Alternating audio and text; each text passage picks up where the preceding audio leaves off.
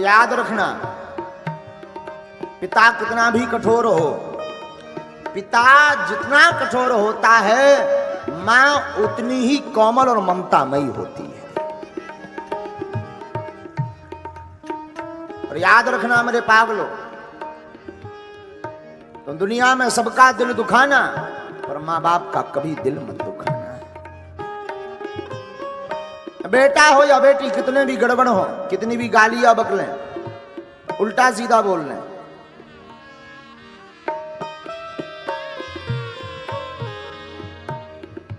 मां को भी बकलें, माता कुछ देर के लिए जरूर मुंह नहीं बोलेगी, रात में अंत में भोजन लेकर के आ ही जाएगी, ले बेटा खा।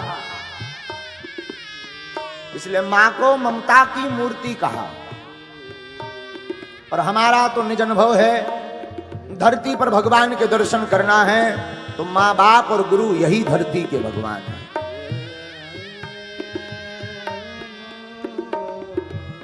मां से बड़ा ममतावान कोई नहीं होता।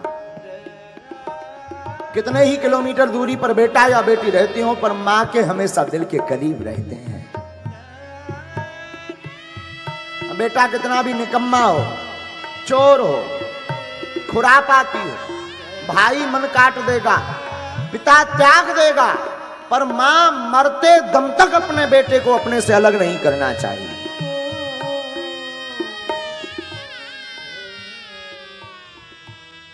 बुरा ना मानो मेरे पागलों, ये बात नोट कर लेना। जीवन में माता और पिता, माता पिता में जो मां है ना, मां कोई स्त्री नहीं है, मां कोई संबंध नहीं है, मां एक ममता की मूर्ति है।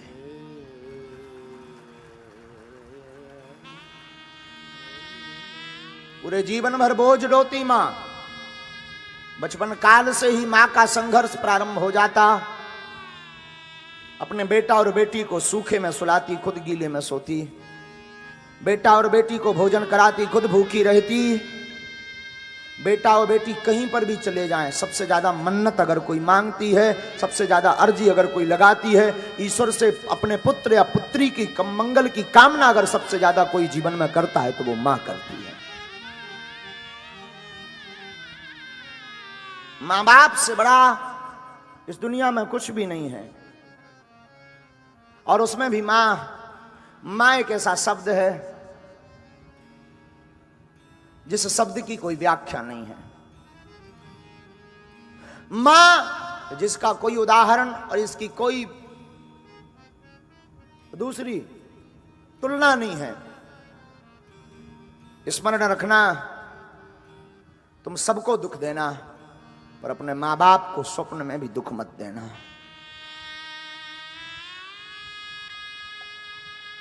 मां, सती की मां से आप चरित्र से ध्यान रखना।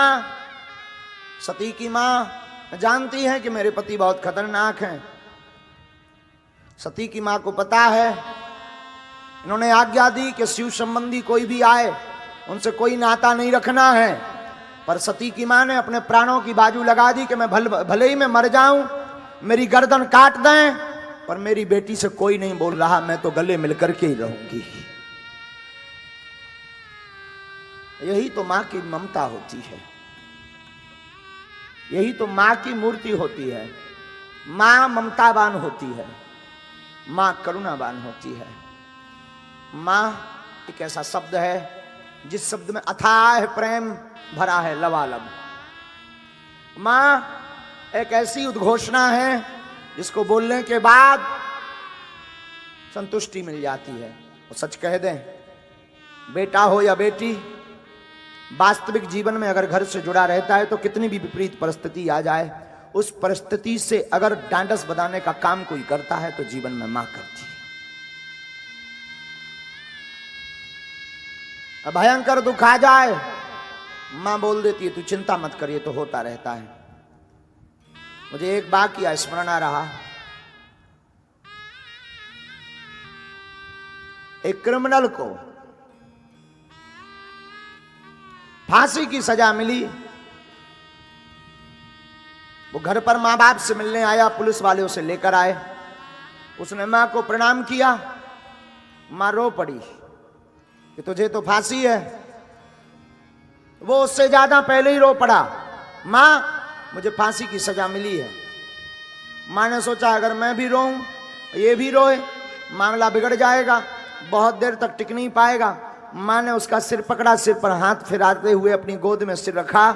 वो जंजीरों से बंधा था। जिस बालक को अपने हाथों से बांध करके रखती थी, उसका वो बालक आज जंजीरों से बंधा था। 2 दिन बाद उसकी फांसी थी, 2 दिन बाद उसको मरना था। फिर भी मां सहलाती हुई, अपने आप को भींचती हुई, अपने आप को कंट्रोल करती हुई क्या कहती है? वो कहती है, बेटा ये तो आना जाना सब ईश्वर के हाथ में है, तू चिंता मत कर, तू रो मत, 2 दिन ही जिंदगी के 2 साल मान। और जब बालक चला गया, लोगों ने उसकी मां की बड़ी तारीफ की, ये बड़ी ताकतवर है, ये बड़ी ढांढसमान है, ये तो बड़ी ज्ञानवान है। लेकिन जब लोग दोबारा मिलने गए तो उससे उसके पहले उस पुत्र को फांसी लगती, उसकी मां ने पुत्र के वियोग में प्राण त्याग दिए थे। और मरते मरते वो कहती जा रही थी कि मैं पुत्र को भले ही ये कह चुकी कि मरना और जीना तो ईश्वर के हाथ में है, पर मेरा हृदय जानता है मेरा पुत्र क्या है और पुत्र के जाने का दुख क्या है। लेकिन अपने पुत्र को प्रसन्न देने के लिए मैं रो नहीं पाई, और अब मैं रोऊंगी नहीं, अब मैं अपने प्राण त्यागूंगी।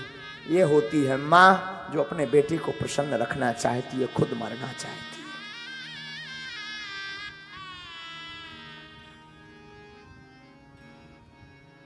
माँ एक ऐसी मूर्ति है, वो अपने रक्षाबंधन को भूल जाती, वो अपने घर को भूल जाती। भाई की सुनी कलाई रक्षाबंधन पर पड़ी रहती, पर माँ अपने पुत्र के प्रसन्नता के लिए रक्षाबंधन के त्योहार पर जाना बंद कर देती, ताकि मेरे पति और मेरे पुत्र प्रसन्न रहें।